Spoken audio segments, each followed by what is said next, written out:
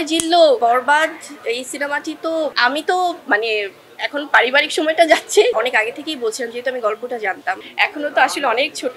অবশ্যই আমি তো সবার আগে বলবো যে অয় জিল্লো জঙ্গলি দেখো। কারণ আমি শুরু থেকেই বলেছি বরবাদ হচ্ছে যে একটা ঝড়ের নাম এবং সেই ঝড় বইছে আরো অনেক দিন যাবে।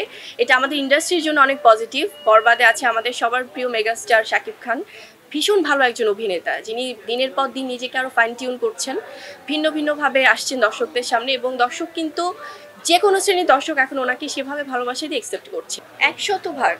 কারণ আপনি যেটি বলছিলেন যে বরবাদ এই সিনেমাটি তো আমি অনেক আগে থেকেই বলছিলাম, যেহেতু আমি গল্পটা জানতাম বা সব কিছু মিলে এটি ডিফারেন্ট লেভেলের একটা ঝড় আসলে দর্শকদের মাঝে।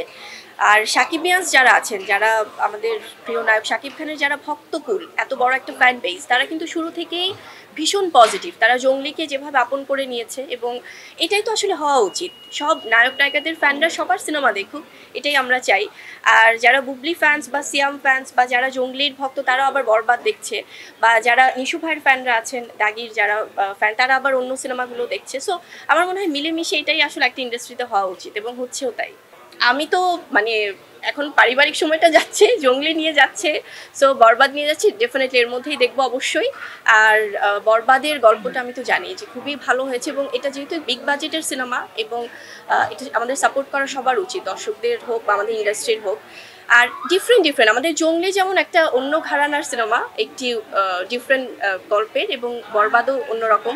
সো আমার মনে হয় যে সব কিছু মিলেমিশে একাকার। এটা আমাদের বাংলা চলচ্চিত্রের জন্য খুব ভালো যে সিনেমাগুলো দর্শক ভালোবাসে। এখনও তো আসলে অনেক ছোট, সো সেখান থেকে মানে আছে না, অবশ্যই ওকে নিয়ে তো প্ল্যানিং আছেই শেহজাদকে নিয়ে। বাট এখন ছোট ছোট করে বলে, তার আবদার হচ্ছে থিয়েটার বাসায় নিয়ে আসার, খুব একটু মুড টুড নিয়ে বলছে যে বাসায় নিয়ে আসো থিয়েটার। সো দেখা যাক, ইনশাল্লাহ এর মধ্যে তো অবশ্যই প্ল্যানিং আছে। আমরা তো কিছু কিছু শোজের লাস্টে আসলে যে একটু সারপ্রাইজ দিতে ট্রাই করছি দর্শকদের। তো আমাকে কিছু মানে অডিয়েন্স সেদিন বলছিল যে ম্যাডাম আমার তো জ্বর এসছে, আমাকে মানে মেডিসিন দেন। আপনি তো ডক্টর ছিলেন। সেইটা হয় কি, ইনফ্যাক্ট আমি আর একটু যোগ করি, ভাইয়াকে যেটা একটু আগে প্রশ্ন করা হলো যে বাচ্চাকে কষ্ট দেয়া। আমরা অনেক সময় হয় কি, সিনেমা কিন্তু দেখি বিনোদনের জন্য, কারণ এটা অনেক বড় একটা এন্টারটেনমেন্ট।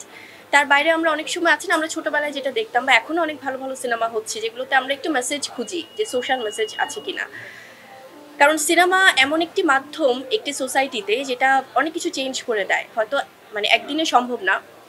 জঙ্গলি এমন একটি সিনেমা যেখানে সোশ্যালি আমাদের আশেপাশে এখন যে ঘটনাগুলো ঘটছে সেখান থেকে কিন্তু অনেক ধরনের মেসেজ আছে, এবং বাচ্চার রিলেটেড যেহেতু ব্যাপারগুলো, সেখানে অনেকগুলো ক্যারেক্টার তো ইনভলভ থাকে।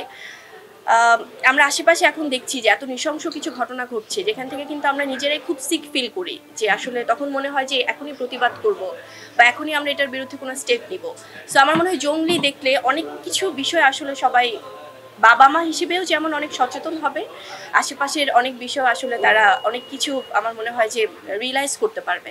সো এটি তেমন একটি সিনেমা। রাহিম ভাইকে আমি ধন্যবাদ দিব আরেকটি বিষয়ে, কারণ আমাদের শুটিং সেটে আছে না যে একদম ছোট বাচ্চা, নৈরিতা হোক বা আমার যিনি ছোট ভাইয়ের চরিত্রে যে অভিনয় করেছে বাবলু, খুব মজার একটা ক্যারেক্টার। এই বাচ্চাদেরকেও যেমন মানে মেনটেন করতে হয়েছে, তেমনি দিলারা জামান ম্যাম, সেই একদম আমাদের সবচেয়ে সিনিয়র সিটিজেন যারা বা মানে সিনিয়র আর্টিস্ট, ওনাকেও খুব সুন্দর করে মেনটেন করতে মানে ম্যানেজ করা আছে না যে এত সিনিয়র একজন শিল্পী।